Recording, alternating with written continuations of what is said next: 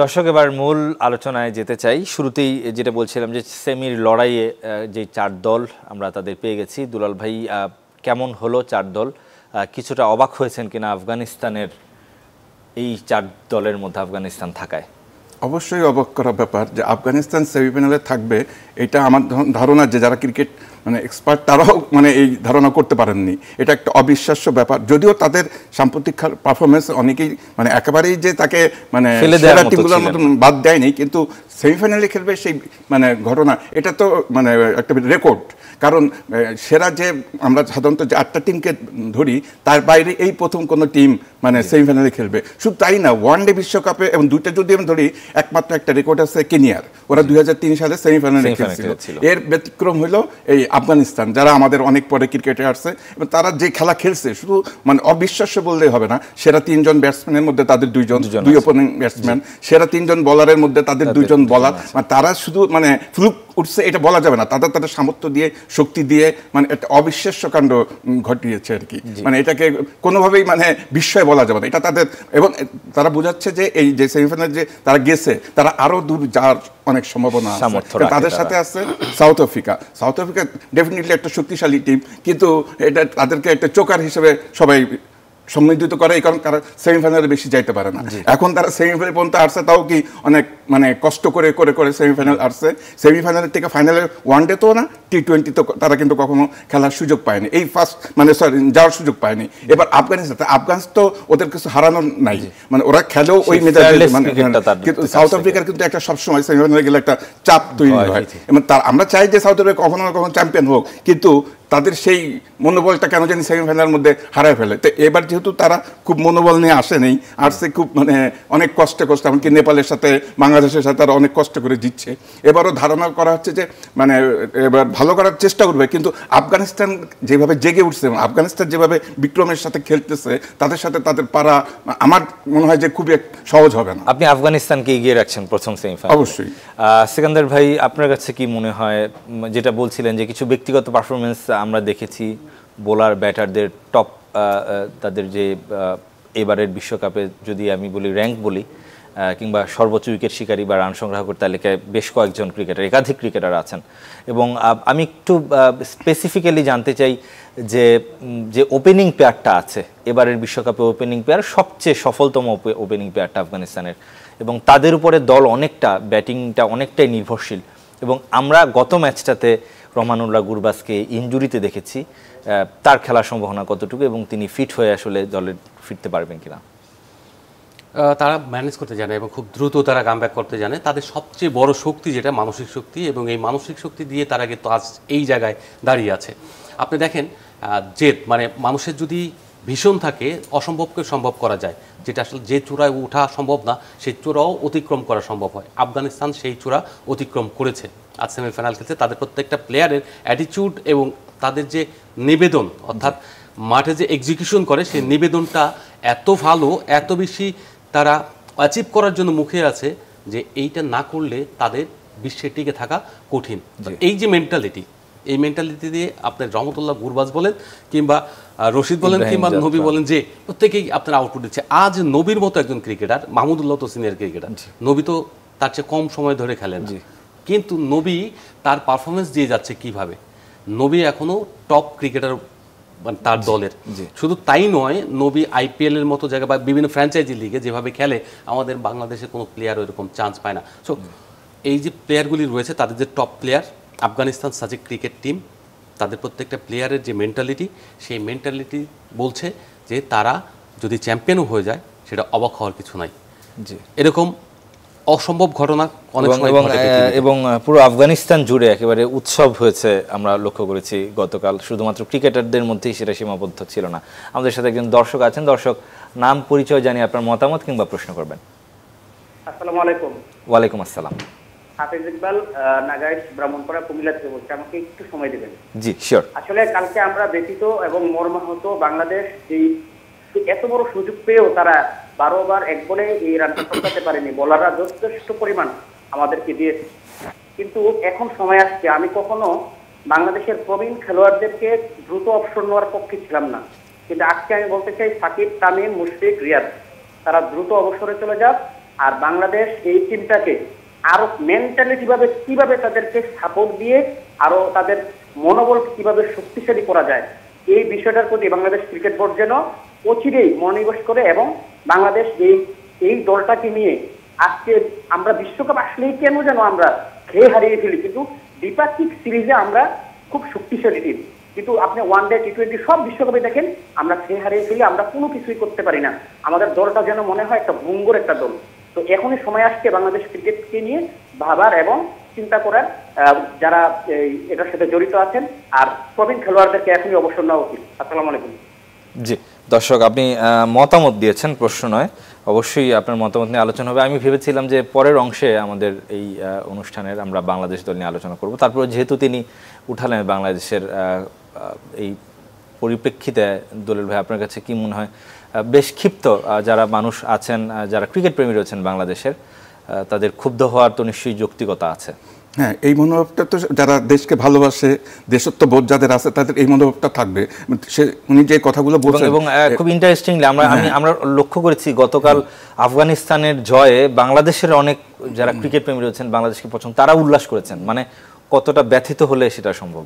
হ্যাঁ, তা তো এটা তো স্বাভাবিক ব্যাপারই। আমি বলতেছি যে উনি যে মতামতগুলো দিচ্ছেন একদম কিন্তু মানে ওনার মতামতগুলো ফেলে দেওয়ার মতন উপায় নেই, কারণ আপনাকে তো ভবিষ্যতের কথা চিন্তা করতে হবে, অতীত নিয়ে থাকলে তো হবে না। তা এখন উনি যাদের নামের কথা বললেন ওদের এখন অবশ্যই বেলা শেষে, তাদের অনেকেরই বয়স প্রায় 38, 37 এই একটা অবস্থায় চলে গেছে, তাদের নিজেদেরও চিন্তা করতে হবে না, কিন্তু তারা চিন্তা করবে ডেফিনেটলি, কিন্তু টিম তো দেশ, মানে যখন কালকে বাংলাদেশ হারছে পুরো দেশ এই খেলাটার দিকে তাকিয়েছিল, এমন পুরো দেশের একটা মন মেজাজ নষ্ট হয়ে গেছে, মানুষের যে যেখানে ছিল, যে কাজের সর্বোত্তম যে যেখানে চলতেছে এই খেলাটার দিকে তাদের দৃষ্টি, যখন খেলাটা হেরে গেছে সারা দেশের একটা মানে এটাকে কি বলে মানসিকভাবে ভেঙে পড়ছে পুরো দেশ। মানে একটা খেলা যে কতটা উজ্জীবিত করতে পারে, যখন বাংলাদেশ জিতে সারা দেশ উজ্জীবিত হয়, একটা খেলা যখন হেরে যায় সারা দেশের মধ্যে এটার প্রভাব পড়ে তার কাজে, কর্মক্ষেত্রে, সমস্ত ক্ষেত্রে। তো সেই যেটা বলছে অবশ্যই মানে ডেফিনেটলি আমাদেরকে অবশ্যই ভাবতে হবে, মানে তারা নিজেরা ভাবতে পারলে ভালো, কিন্তু আমাদের টিম ম্যানেজমেন্টকে অবশ্যই একটা মানে সঠিক এবং দৃঢ় পদক্ষেপ নিতে হবে, যে আমাদেরকে গ্ল্যামার দিয়ে বা যে সিনিয়র হয়ে গেছে তাকে কিছু বলার এইসব চিন্তা ভাবনা থেকে মাথার থেকে সরে ফেলে আমাদের কনক্রিট একটা সিদ্ধান্ত আসতে হবে যে আমরা নেক্সট বিশ্বকাপে কী করতে চাই, কাদের নিয়ে করতে চাই, মানে এই ব্যাপারে একটা সুনির্দিষ্ট পদক্ষেপ অবশ্যই নেওয়া উচিত। জি, তবে আমাদের যেহেতু পাইপলাইন আসলে সেভাবে সমৃদ্ধ নয়, এক ক্রিকেটারের বদলি হিসেবে যিনি আসেন তাকে আমরা সেভাবে আবার ফ্লারিশ হতে দেখি না, সেই জায়গাটাতে একটা বড় ঘাটতির কারণে আসলে আমরা ঘুরিয়ে ফিরিয়ে গুটি কয়েক ক্রিকেটার খেলতে বাধ্য হয়। আমাদের সাথে আরও একজন দর্শক আছেন। দর্শক, নাম পরিচয় জানিয়ে আপনার মতামত কিংবা প্রশ্ন করবেন। আসসালামু আলাইকুম। ওয়ালাইকুম আসসালাম। জি, আমি কাইয়ুম বলছিলাম ঢাকা পান্থপথ থেকে। জি বলুন। জি, আমার প্রশ্ন হলো যে আফগানিস্তানের সাথে কালকে হারার পরে আফগানিস্তান আমাদেরকে আসলে দেখাই দিয়েছে যে আমাদের ক্রিকেট কালচারটা আসলে স্ট্রং ভাবে এজ লেভেল থেকে এখনো পর্যন্ত ওইভাবে তৈরি হয় নাই।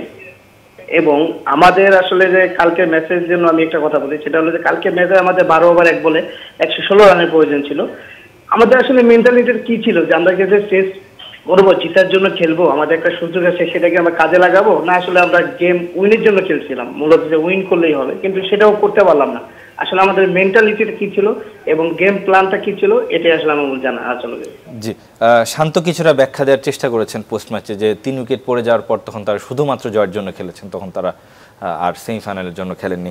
আপনার কাছে কি মনে হয় আমাদের মাইন্ডসেটে সবসময়, আমি হাবিবুল বাশার সমুদ্র কালকে বলছিলেন যে আমাদের সেই আত্মবিশ্বাসের একটা বড় রকমের ঘাটতি, আমরা বিশ্বাস করতে চাই না, নিজেদের উপরে বিশ্বাস রাখতে পারি না। সিকান্দার ভাই আপনার কাছে। বিশ্বাস রাখার জন্য আপনার কিছু প্র্যাকটিস দরকার পড়ে। সেই প্র্যাকটিসটা হলো কি? প্র্যাকটিসটা আপনি হলো যে আগুনের উপর দিয়ে যদি আপনি হাঁটেন তাহলে কিন্তু হাঁটতে পারবেন যে কোনো কন্ডিশনে। এখন বাংলাদেশ সবসময় খেলা আন্ডার মানে পিপিআর উইকেটে, যার ফলে আপনার বাংলাদেশ বড় স্কোর করতে পারে না, করতে পারে না। এই যে বাংলাদেশ লাস্ট যে ব্যাটিংগুলি করেছে অস্ট্রেলিয়া এবং ভারতের বিপক্ষে, এই ব্যাটিং পারফরমেন্সের প্রভাবটা পড়ছে লাস্ট প্ল্যানিংয়ে। মেন্টাল সেট আপটা কী হচ্ছে, কোচিং স্টাফ যেটা করেছেন সেটা হচ্ছে তারা একটা প্ল্যান দিচ্ছে, তোমরা 6 ওভারের মধ্যে যদি উইকেট না যায়, ভালো পজিশনে থাকে, তাহলে তোমরা গেম জেতার জন্য খেলবা। গেম জেতা বলতে 12 ওভার 1 বলে জেতার জন্য খেলবা। আর যদি দেখো উইকেট পড়েছে তাহলে তোমরা গেম শেষ করে উইন করে বেরিয়ে আসবা। এতে হয়েছে কি, কোনোটাই হয়নি। মানে এই যে মেন্টাল সেট, এরকম double standard mental set up কোনোদিন থাকতে পারে না, কোনোদিন হতে পারে না। আপনার প্ল্যান হতে হবে আপনার ওয়ান ডিরেকশন, আমি 12 ওভার 1 বলে গেম অ্যাচিভ করব, আমার এই সুযোগ আর আসবে না। অতএব আমি যদি নাও পারি তাহলে আমার কি হবে, আমি অল আউট হব, অল আউট হয়ে যাবে। আমি 80 রানে অল আউট হব, 70 রানে অল আউট হব, but I have to show my guards, I have to achieve my target. পারি না পারি সেটা পরের কথা, কিন্তু এইরকম মেন্টালিটি সেট আপ যে কোচিং স্টাফ দেয়, ওই কোচিং স্টাফের কোনোভাবেই থাকার অধিকার রাখে না। এই ম্যাচের পরে আপনার সুপার এইটে যে গেম খেলছে, কোচ বলে সুপার এইটে মানে ব্রিফিংয়ে, সে বলে যে আমাদের প্রাথমিক লক্ষ্য ছিল সুপার এইটে উন্নত হওয়া, আমরা সেই জায়গায় অ্যাচিভ করেছি, এখন যদি আমরা কোনো ম্যাচ জিতি তাহলে সেটা হবে bonus. You never can say this type of statement. কেন আপনি বাংলাদেশ তো পাপুয়া নিউ গিনি নয়, বাংলাদেশ আজকে মানে টেস্টই খেলে আজকে 23-24 বছর ধরে, এবং সবগুলো টি-20 বিশ্বকাপ খেলে আসে, সবগুলো টি-20 বিশ্বকাপ খেলা, এবং বাংলাদেশ 99 থেকে ওয়ার্ল্ড কাপ খেলে রেগুলার। প্রথম টেস্ট ছিল 2000 সালে, আজকে 26 জুন। তাহলে সেই দলের কোচ হয়ে আপনি এইরকম কথা বলতে পারেন, তার মানে আপনার কোচিং করার মতো, বাংলাদেশের দলের সঙ্গে কোচিং করার মতো কোনো যোগ্যতা নাই। আপনাদের তাড়াতাড়ি এখান থেকে বিদায় নেওয়া উচিত, অথবা বাংলাদেশ ক্রিকেট বোর্ডের এখনই সিদ্ধান্ত নেওয়া উচিত। এবং এই যে মরা সব কোচগুলি নিচ্ছেন, আপনার ব্যাটিং কোচ যিনি ইন্টারন্যাশনালি কোনো এক্সপোজার নাই, তাদের একজন ব্যাটিং কোচ নিয়ে আসছেন। অবশ্যই সেখানে আমার কাছে আমি একটু আত্মবিশ্বাসের কথা আমি একটু ইন্টারাপ্ট করতে, আমাদের সাথে আরো একজন দর্শক আছেন, দর্শকের প্রশ্ন কিংবা মতামত নিয়ে তারপর দুলাল ভাই আপনার কাছে ফিরবো। দর্শক, নাম পরিচয় জানিয়ে আপনার মতামত কিংবা প্রশ্ন করবেন। আসসালামু আলাইকুম। ওয়ালাইকুম আসসালাম। আমি রিপন রাজবাড়ী থেকে বলছিলাম। আমার প্রশ্ন হচ্ছে, বাংলাদেশের যারা গেছেন তারা তো বাংলাদেশের সবচেয়ে ভালো ট্যালেন্টফুল প্লেয়ার এবং সবাই ভালো প্লেয়ার। দেখেন, খেলায় ভাগ্য একটা ব্যাপার থাকে, আমরা হারতেও পারি জিততেও পারি, কিন্তু আমার কথা হচ্ছে যে আমরা যাকে ক্যাপ্টেন করলাম শান্ত, এই শান্ত ক্যাপ্টেন করার পর তার প্রেশারটা বেড়ে গেছে এবং সে তার যে খেলাটা সে খেলাটা খেলতে পারেনি। দ্বিতীয় প্রশ্ন হচ্ছে, আমরা যেমন টসে জিতে ইন্ডিয়ার সাথে টসে জিতে ফিল্ডিং নিলাম, এটা শান্ত একা ডিসিশন না, এটা টিম ম্যানেজমেন্ট আছে, তারা কিভাবে ডিসিশন দিল? এখানে কি ব্যর্থতা শুধু কি প্লেয়ারদের না, ব্যর্থতা যারা কর্মকর্তা আছে, কোচ আছে, তাদেরও ব্যর্থতা? কেন তাদের? দর্শক, আপনার প্রশ্নটি বুঝতে পেরেছি। আমাদের সাথে আরো একজন দর্শক আছেন, অনেক ক্ষুব্ধ ক্রিকেট প্রেমী, আমাদের সাথে যোগাযোগের চেষ্টা করছেন। দর্শক, প্লিজ নাম পরিচয় জানিয়ে আপনার মতামত কিংবা প্রশ্ন করবেন। ওয়ালাইকুম আসসালাম। আমি কক্সবাজার থেকে সাকিব বলছিলাম। জি, যে আমার প্রশ্নটা হলো যে বাংলাদেশের যখন 12 ওভার 1 বলে যখন থেমে যাওয়ার যখন স্বপ্ন ছিল, তখন বাংলাদেশের সেরা ব্যাটার তাহিদ কেন 1 উইকেট পর নামায়নি? এটা কোন ধরনের ম্যানেজমেন্টের চিন্তা ভাবনা? যে টি-20 বিশ্বকাপের যে ফর্মে আছে, যারা 100 কম থেকে 60-এর মধ্যে, এটা আমি খুব একটা দুঃখজনক বিষয়। ম্যানেজমেন্টের ওপর কিভাবে আশা করা যায় ভালো কিছু করবে? জি, অবশ্যই আপনার প্রশ্নটি বুঝতে পেরেছি। আমাদেরও সে একই প্রশ্ন, কেন তাওহিদ হৃদয়কে এগিয়ে আনা হলো না, কিংবা রিশাদকে কিছুটা রিশাবল করা যেতেই পারত। তবে একটা বিরতির সময় হয়ে গেল, আমরা এগুলো নিয়ে আরও আলোচনা করব। যদি আমাদের আজকের টপিক ছিল সেমির লড়াই, কিন্তু তারপরেও প্রচুর সংখ্যক বাংলাদেশকে নিয়ে আসলে কথা বলতে হচ্ছে। ছোট্ট একটা বিরতির সময় হয়ে গেল বিয়ন্ড দ্য গ্যালারিতে, কিছুক্ষণের মধ্যে ফিরছি। দর্শক, ফিল্ম ক্লেমন বিয়ন্ড দ্য গ্যালারিতে আমরা আলোচনা করছি টি-20 বিশ্বকাপ নিয়ে। দুলাল ভাই অনেকে অনেক কথা বলছেন, অনেক ভুলের কথা বলছেন, অনেক কিছু করা যেত, অনেক লুপহোল ছিল।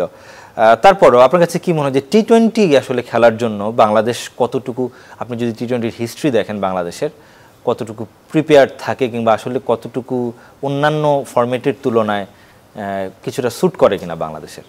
না, মানে ইতিহাস যদি দেখি যে টি-20 আসলে বাংলাদেশের জন্য নয়, অনেকটা এইভাবেই বলা যায়। কারণ মানে আমরা অতীতে যা দেখেছি যে অতীতে তো আরও খারাপ অবস্থা ছিল। প্রথম বিশ্বকাপে ওয়েস্ট ইন্ডিজকে হারিয়েছে, এরপরে বাছাই পর্ব বা গ্রুপ পর্যায়ে একটা বাদ দিলে গত বিশ্বকাপে 2টা ম্যাচ জিতছিল নেদারল্যান্ডসের কাছে এবং জিম্বাবুয়ের কাছে। এবারই প্রথম 3টা ম্যাচ জিতলো। না, আমি এই প্রসঙ্গে যেটা বলতেছি, আমাদের যে আত্মবিশ্বাস নিয়ে যে সমস্যাটা, আমরা যখন যে ওয়ার্ম আপ ম্যাচগুলো খেলছি, তখন আমরা জানছি যে এই টিমটা যাচ্ছে সবচেয়ে আত্মবিশ্বাসহীন টিম হিসাবে, যে এবার আমরা কোনো ম্যাচ জিতবো না। তারপরও দেখলাম যে মানে কিভাবে ধুকে তারা সুপার 8-এ উঠছে। তো মানুষের আত্মবিশ্বাস যখন মানে চলে যায়, যখন 3টা ম্যাচ জিতে সুপার 8, তখন তো আত্মবিশ্বাস ফিরে আসার কথা। কিন্তু এটা একটা অদ্ভুত দেশ বাংলাদেশ, যেখানে এইভাবে টিম আসার পরও যে একটা পর্যায়ে আত্মবিশ্বাস আসবে। আর সবচেয়ে মজার ব্যাপার হয়েছে, ওই আমাদের মনে হয়েছে যে বলাররা একদিকে, ব্যাটসম্যানরা একদিকে, মানে ওরা মানে মনে করছে বলাররা ভালো খেলার চেষ্টা করতেছে আর ব্যাটসম্যানরা খারাপ খেলার চেষ্টা করতেছে। ওই একটা মানে রুকনুজ্জামান খানের একটা ছড়া আছে, গাধার কান, মানে একটা দড়ির 2 থেকে টানছে দুই দল ছেলে, মানে আমাদের তো হয়েছে যে মানে আমাদেরও সেই অবস্থা হয়েছে, একদল দড়ি টেনে মানে কত খারাপ খেলা যায়, আর একদল দড়ি টেনে বলতে কত ভালো করা যায়। মানে এই যে মানে অবস্থাটা, মানে এটা কি একটা অদ্ভুত অবস্থা। মানে এখানে কি আমার মনে হয় যে প্রতিটা প্লেয়ারকে আলাদাভাবে জিজ্ঞেস করা উচিত টিম ম্যানেজমেন্টে, কেন এই কারণটা কেন। মানে আমি সর্বশেষ যেটা দেখি যে মাহমুদুল্লাহ যে তার কাছে আমাদের প্রত্যাশা, যেই প্রত্যাশা ওই জিনিসের যে খেলাটা খেললো, এটাকে আমার কাছে খুব রহস্যজনক মনে হয়েছে যে মাহমুদুল্লাহর মতন ম্যাচ এইটা। আর যেটা বললেন যে টি-20 আমাদের জন্য, টি-20 খেলতে হলে আপনাকে মানে শক্তি থাকতে হবে, ছক্কা মারতে হবে। আমরা ছক্কা মারতে গেলে আউট হয়ে যাই। তা আপনি যদি ম্যাক্সিমাম ম্যাচে দেখেন যে ছক্কা আমাদের ডিফারেন্স করে দিচ্ছে, যারা বেশি ছক্কা মারছে সেই টিমগুলো জিতছে, আমরা যারা ছক্কা কম মারছি।